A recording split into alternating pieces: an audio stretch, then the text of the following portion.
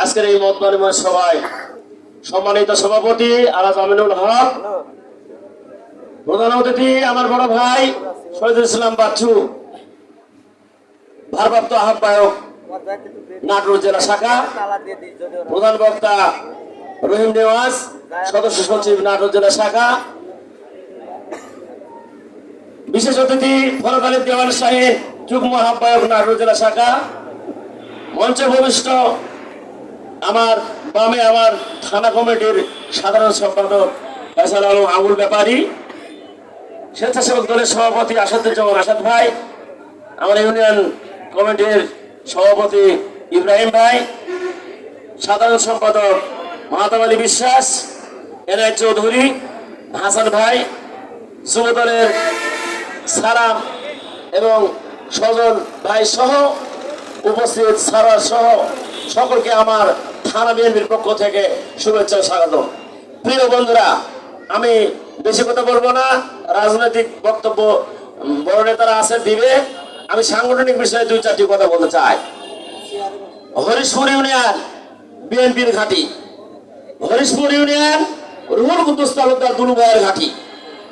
এই ইউনিয়নের আজকে থেকে যে প্রোগ্রাম শুরু হয়েছে, প্রত্যেকটা ওয়ার্ডে ওয়ার্ডে আমার ইব্রাহিম ভাই, আমার মাহাতাব আলী বিশ্বাস সভাপতি এবং সাধারণ সম্পাদক মামা ভাগনা, মামা ভাগনা যেখানে আপদ নাই সেখানে এই মামা ভাগনা দুজন খুবই ঝগড়া করে, আবার খুবই মিল দুজনের মধ্যে। এখানে আমার চঞ্চল আছে, কামরুল আছে, সিরাজ চাচা আছে, পাঁচজনই আমি এখানে দেখতে পাচ্ছি। আমি অনুরোধ জানাবো প্রত্যেকটা ওয়ার্ডে ওয়ার্ডে এইভাবে আপনারা এই মিটিং করবেন এবং সকল মানুষকে সচেতন করবেন। আগামীতে যে নির্বাচন আছে, এই নির্বাচন বিএনপির জন্য সবচাইতে বড় চ্যালেঞ্জ। এতদিনে যত নির্বাচন হয়েছে তার চাইতে সবচেয়ে কঠিন নির্বাচন আগামীতে আসছে। এই নির্বাচন খুবই তাড়াতাড়ি হবে তা নয়, কিন্তু আর সময় লাগতে পারে। যেহেতু ইন্টারিম সরকার আছে, এই সরকার যখন পরিবেশ সৃষ্টি করতে পারবে তখনই কিন্তু এই নির্বাচন হবে। আপনারা শুনেছেন গতকাল বৈষম্য বিরোধী ছাত্র আন্দোলন থেকে বলা হয়েছে আওয়ামী লীগকে কোথাও মিটিং মিছিল করতে তারা দেবে না, ঠিক আছে না? কারণ এই যে স্টেজে দেখছেন শহীদুল ইসলাম বাচ্চু ভাই কিভাবে মিটিং করতে, সেদিন কি মিটিং ছিল? খালেদা জিয়ার চিকিৎসার জন্য একটা দাবি, খালেদা জিয়ার মুক্তির জন্য একটা দাবি পেশ করা হবে। উনি বাসা থেকে এই অফিসের সামনে আসতে কিভাবে কোবাইছে আপনারা দেখছেন। রহিম নেওয়াজ ভাই এই গুড়ের আলোতে সাপে এইভাবে মানুষ মারে না। এই যে আমার ওরাকালে দেওয়ার সাহেব কোর্টের পাশে কিভাবে নির্যাতন করেছে, এই বামে আমার সেক্রেটারি সাহেব রোজার মধ্যে কোবাইছে কিভাবে। আসাদ ভাই এই দেখেন আপনাদের সন্তান এই এলাকার, কার কথা বলবো আমি? কি অত্যাচার, 15 বছর অত্যাচার নির্যাতন থেকে আমরা রক্ষা পেতে চাই না? আমরা কি এই চাই না যে বিএনপি ক্ষমতায় যাক? আমরা কি চাই না দুলু ভাই এমপি হোক? আমরা কি চাই না দুলু ভাই মন্ত্রী হোক? তাহলে অবশ্যই দুলু ভাইকে যদি ভালোবাসে থাকেন, যদি তারেক রহমানকে ভালোবেসে থাকেন, বিএনপিকে ভালোবেসে থাকেন, বিএনপির নেতা যে নির্দেশ দিয়েছে সেই নির্দেশ আপনাদেরকে মানতে হবে।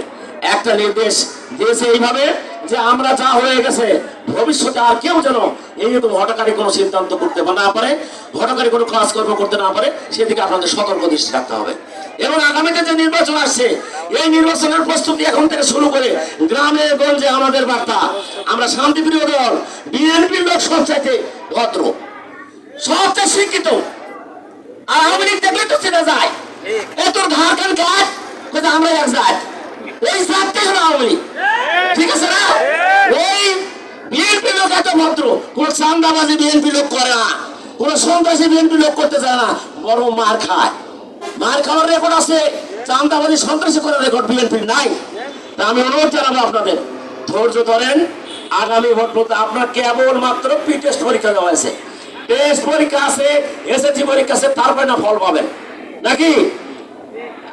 চুলের মতো ফুলসিরাত যেমন পার হতে হয়, এইভাবে কঠিন একটা নির্বাচন পার হয়ে আমাদের ক্ষমতায় আসতে হবে।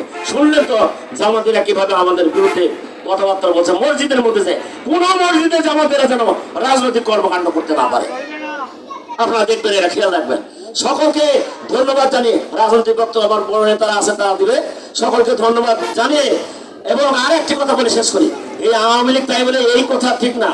যারা সন্ত্রাসী কাজ করেছে, যারা এই যে বাচ্চু ভাইকে, রহিম নেওয়াজকে, ফোরাদ আলী দেওয়ান সাহেবকে, এই আসাদ ভাইকে, আমার এই সেক্রেটারি সাহেবকে কুমিয়েছে, তারা যেন কোথাও নামতে না পারে, এই আশাবাদ ব্যক্ত করে সকলকে ধন্যবাদ জানিয়ে আর আমার বক্তব্য শেষ করছি।